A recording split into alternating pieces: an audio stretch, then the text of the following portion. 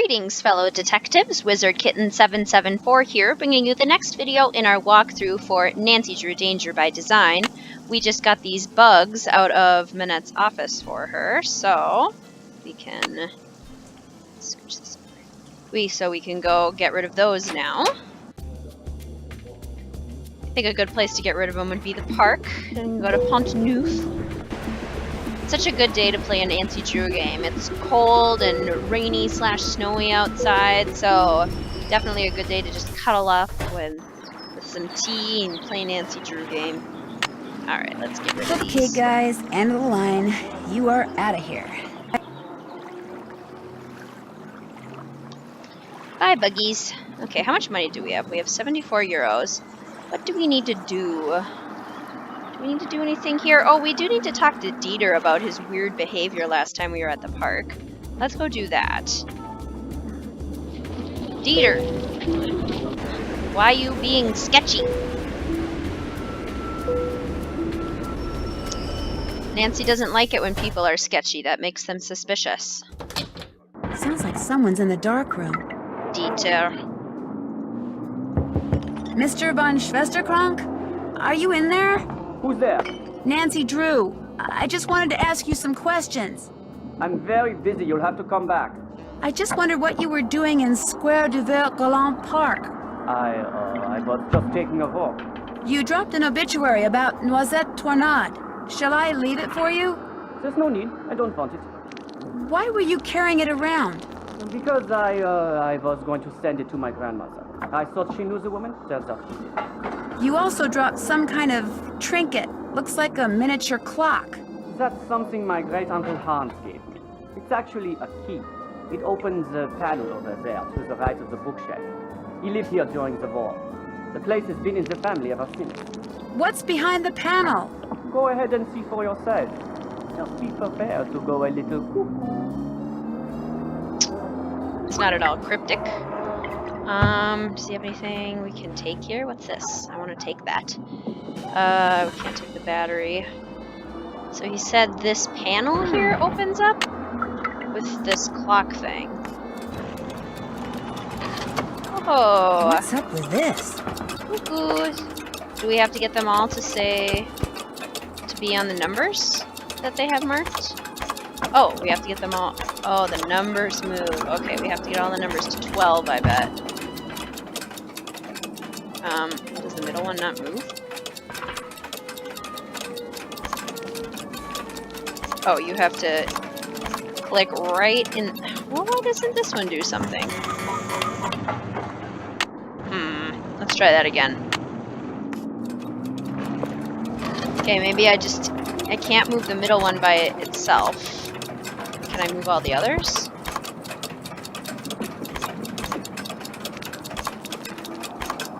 Get them all to 12. 12. 12. 12. 12. 12. Okay, they're all to 12 except this one. Why doesn't this one move? Come on.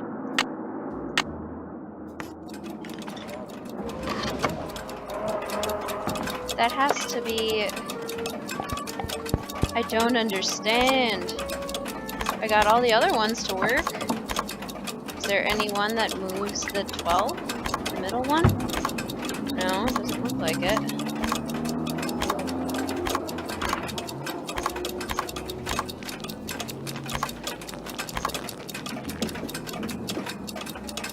Everything to 12. Oh! That one wasn't at 12. Maybe that's what happened. Maybe I didn't actually get all of them to 12 and I just thought I did. I'm sure this is just riveting to watch.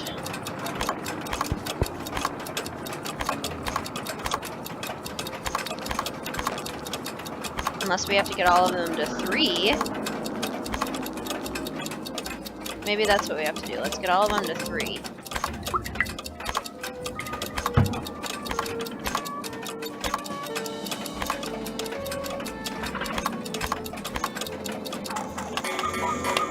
Try that again. We can do this. I have faith. Okay, we're gonna get them all to 3 this time, because the middle one doesn't change. That's at 3. That's at 3. That's at 3. This one isn't now, though. 3. 3. 3. 3. Aha! Got it to work. Nice. Mr. von Schwesterkrank? Believe it or not, that key your uncle gave you opened up some kind of passageway. Is it okay if I see where it goes? A passageway? He never said anything about a passageway. Go ahead and explore it all you want. Just be careful. This building is very old. Bonjour, madame. Ew. That's so gross. Hate spiders. What's down here? A little hole of some sort? Corridor kind of thing. Oh. I wonder what that symbol means. The year when our despair ended. The year when my despair began. Well, the war ended in 1945, and I think that's the only date we've heard so far. So let's try that. Aha! And a journal with an N on it. For Noisette, perhaps? Cher ami. Wonder what that thing is. Those dials remind me of the stone discs in Minette's studio. The ones she got paint all over. The stone discs in Minette's studio. Dear Noisette, we thank you for your bravery and dedication for working with the Resistance. Please know that this work is extremely dangerous, and under no circumstance should you ever reveal any information or contacts you have learned about. We will provide further instructions on the M380 machine, a wonderful contraption we like to call our dear old friend. I'm sure 380 will soon become your cher ami the more you use it. Essentially, 380 allows for the encoding and decoding of messages. Here are some tips. You must set the 3 dials in correct position before decoding or encoding a message. Then just type the message. If you ever enter an incorrect key during decoding, the machine may reset. Also, be sure the dials are set correctly. If not, the message will be encoded or decoded incorrectly, or the machine may reset. Never use the enter or return key. That will reset the whole machine. If a message is broken up, just ignore these little lines. Ignore any punctuation or spaces in an encoded message. A circle with a slash through it is a 0. Rachel and I will soon be in Paris and hope to meet you. I'm quite intrigued by your metro system of transportation and have been thinking about how to use the numbered lines and names of metro stops for a code. 3 stars. Okay, so that's important. And thank you for your advice on using date shift ciphers. I never thought about using other numbers besides just dates. One could use the number of a house address, like 1216 Sunnyside Drive, the population of a town, the ID number of a favorite friend, etc. Try it out. Use the Dewey Decimal number of my favorite book, 109 RUS, to decode the following message. Rose P. We often use the Cross of Lorraine as our symbol. Joan of Arc used it, you know. Interesting. So this is a decoding book, and that machine that was pictured here is totally the one that one of the vendors has in the Wonder park. what that thing is. Those dials remind me of the stone discs in Minette's studio. The ones she got paint all over. Well, that's all very interesting.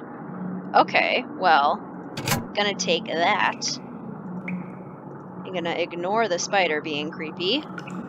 And we're gonna leave. I wonder if Dieter's done in the... No, it doesn't look like it. Can we tell him what we found? Or should we tell him what we found? Sorry, I'm busy. Well, aren't you special? Okay.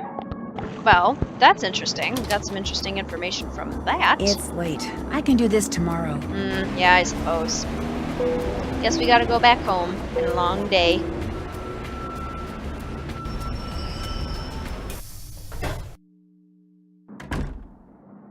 JJ's not back home yet. Alright, so that's the end of our second day here. We are now on day 3 in France. Paris. What's in the news this morning? Police increase size of catacomb patrol. 4 more officers have been added to the police unit charged with keeping people out of the tunnels that comprise the vast network of catacombs snaking for hundreds of kilometers beneath Paris.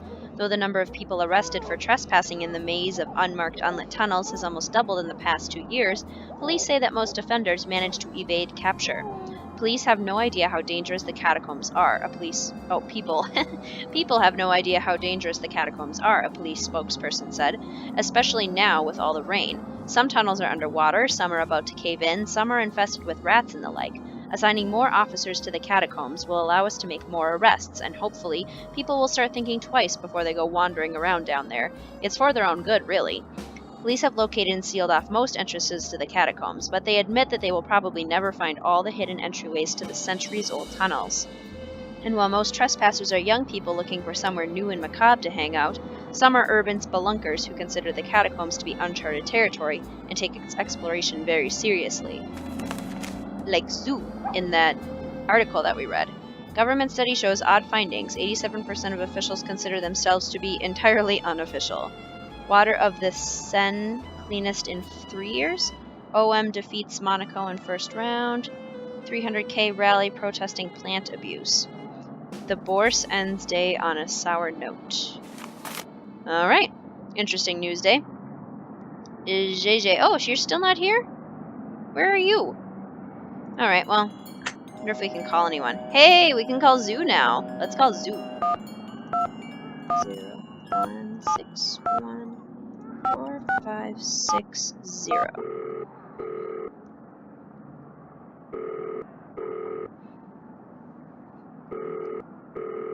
Hello? Jing?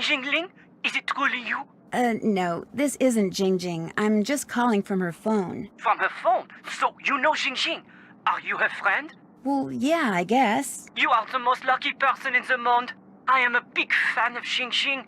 I call her house and leave massage. I call Minette because I know she works there, but she will not talk to me. She is too... what is the word? Paranormal? You mean paranoid? Yes, paranoid. So, if you are not Jing, why do you call me? This is Zu, right? Yes, I am Zu. Well, Zu, my name is Nancy Drew, and I saw a symbol on the wall when I was in an underground passage not too long ago. It looked like 2 leaves with 2 nut-type things attached to them, and I just wondered if you could tell me what it meant or why it was there. Yes, of course I can. But first, you must have Jing write something for me. Write something for you? You must have her write something that I can keep. Have her write, Zu, my love, Jing. Then, take the metro to the Denfert Rochereau station, enter the catacombs, find the bones from the Magdalene Cemetery, and put the autograph in the skull below the plaque. Have her write Zu, my love, Jing, go to the catacombs, find the Magdalene Cemetery bones, and leave the autograph in a skull. Yes, exactly that. Don't worry about desecrating the person whose bones they may be. The skull, it is a fake. My friend and I put it there. And so, after you deliver it, you call me and I tell you all about the symbol you saw. But what if Jing refuses? Then, Nancy Drew, it seems we will both be very disappointed. Well, okie doke. I wonder if we can call the lady who wanted to know about Noisette Tornade. Because we found that letter from Minette with the number. We can, Lynn Manrique. And it's just weird that Dieter had her picture, so I feel like we should follow up on that.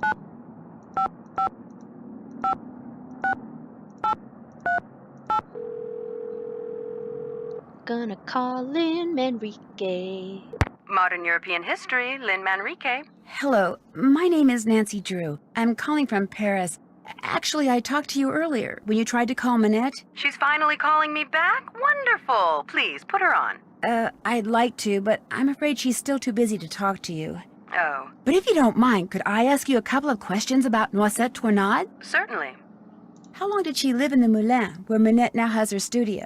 She lived there for 55 years, from 1949 to 2004. She sold it when she moved to Provence, which is where she passed away. She never married, you know. Very private person. She served as Paris's director of public works for more than 20 years, yet not one person has been able to tell me what her favorite color was. Where did the accusation that she was a collaborator with the enemy come from? From 1942 until the liberation of Paris, Noisette worked as a translator for the Germans by day and an encoder for the French resistance by night. This, as you might imagine, made everyone suspicious of her, both French and Germans alike. And after the war, things got ugly. Especially when people found out she was romantically involved with a German soldier. His name was Hans von Schwesterkrank. You're kidding me. Was he by any chance related to Dieter von Schwesterkrank, the fashion photographer? I'm afraid I have no idea. Hans left Paris right after the war and never returned, leaving Noisette to fend for herself. She was tried as a collaborator in 1946 and acquitted, but the experience left her quite bitter. You see, some people said that during the war she took various pieces of artwork, mostly from churches, and stashed them away somewhere so they wouldn't fall into enemy hands. Were they recovered after the war? The artwork remains lost to this day. No one knows exactly what Noisette took, or if indeed she took anything. In any case, Noisette was terribly hurt that the city she loved had turned on her like that. After her trial, she told the press that the truth of what she'd done during the war resided in her and in the person and place she loved the most. And that was that. She never spoke of her wartime activities again. I assume that the person she was referring to was Hans von Schwesterkrank, who passed away a year or two ago, and that the place was her beloved Moulin, which is why I'm hoping Manette will allow me to visit it. Now, I've got a question for you. In the hours before she died, Noisette was said to have constantly muttered 3 words. Red, left, green. Is there anything inside the Moulin that has to do with red, left, green?